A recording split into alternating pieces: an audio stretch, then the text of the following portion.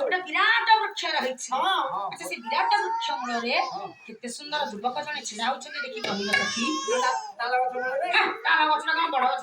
ଆଗରେ ଯୋଉ କାରଟା ଥୁଆ ହେଇଛି ରାସ୍ତାଟା ଅଛି ସେଇଠିକି ଅନଉନୁ। ଏଇ ଜାଗ ଧରିକି ଯାଉ। ସଖୀ ସେଉଟି ତ ସେଉଟି ନା କମଳାଟି ମହଙ୍ଗା ସେଉଟି।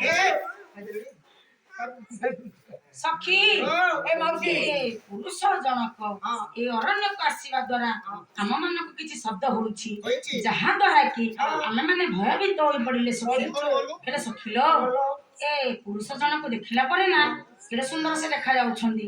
ଏ ମନ ସ୍ଥିର ଭାବରେ ମୋର କଣ ଦେଖିକିରି ତମ ବାପା ବାକି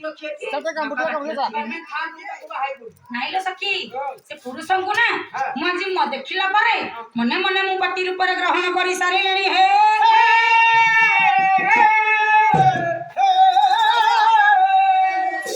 ସଖୀ ଗୋଟେ କାମ କର ସେ ପୁରୁଷଙ୍କୁ ଦେଖିଲା ପରେ ନା ଏ ମନ ତ ସ୍ଥିର ରହିଲାନି ହେଲେ ତାଙ୍କର ପରିଶ୍ରମ ନିହାତି ଦରକାର। ଆପଣ ଏଇଠି ଛିଡା ହେଇଥାନ୍ତୁ ମୁଁ ଚାହୁଁଛି ତାଙ୍କୁ ପଚାରିକି ଆସିବି ତାଙ୍କ ଘର କେଉଁଠି ତାଙ୍କ ନାଁ କଣ ତାଙ୍କ ରାଜ୍ୟ କୋଉଠି ତାଙ୍କ ପୋଷ୍ଟ ଅଫିସ ଫୋନ ନମ୍ବର ସବୁ ଆଉ ସେ ମ୍ୟାରେଜ କରିଛନ୍ତି କି ଅନମ୍ୟାରେଜ?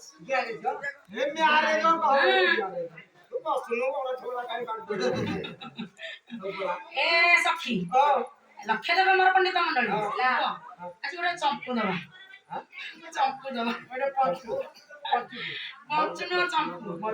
ନାଇଁ ମ ମରିବେନି। ନାଇଁ ମ ସାମାନ୍ୟ ଛୋଟ କଥା ଇଏ କଣ ଗୋଟେ ବଡ କଥା ଯେ? ହଁ ସେଇ କଥା ବଡ ବଡ ଗାୟକ ମାନଙ୍କ ସହିତ ଯାଇଛ ଏଇ ଗୋଟେ ଛୋଟ କଥା। ଦେଖେ ଦେଖେ କହୁଛନ୍ତି ସଖୀ ମାନ ଆଜି ଅଜାର କଥା ଶୁଣିଲା ପରେ କହିଲେ ସଖୀ ତମେ କଣ ଖରାପ ହେଇଗଲଣି କି? ଖରାପ ହେଇଗଲଣି ତମ ମୁଣ୍ଡ କଥା କିଛି କାମ କରୁନି କାହିଁକିନା ଆମର ପିତାଶ୍ରୀ ନାହାନ୍ତି ଆଶ୍ରମ ମଧ୍ୟରେ ପିତା ଚାଲି ଯାଇଛନ୍ତି ତୀର୍ଥ କରିବା ପାଇଁ। ହେଲେ ସଖୀ ସିଏ ଚିହ୍ନା ନାହିଁ ଜଣା ନାହିଁ ଅଚିହ୍ନା ଅଜଣା ପୁରୁଷଙ୍କୁ ଦେଖିଲା ପରେ ତମେ ଆଜି ତାଙ୍କୁ କହୁଛ କଣ ନା ପତି ଉପରେ ଗ୍ରହଣ କରିଲଣି। ତମେ ଭଲ ଖରାପ ବୁଦ୍ଧି ଗୁଡା କରୁଛ ଆଉ ତମେ ଖରାପ ହେଇଗଲଣି।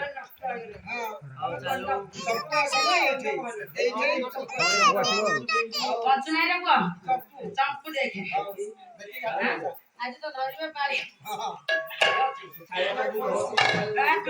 କବି ଭାଇ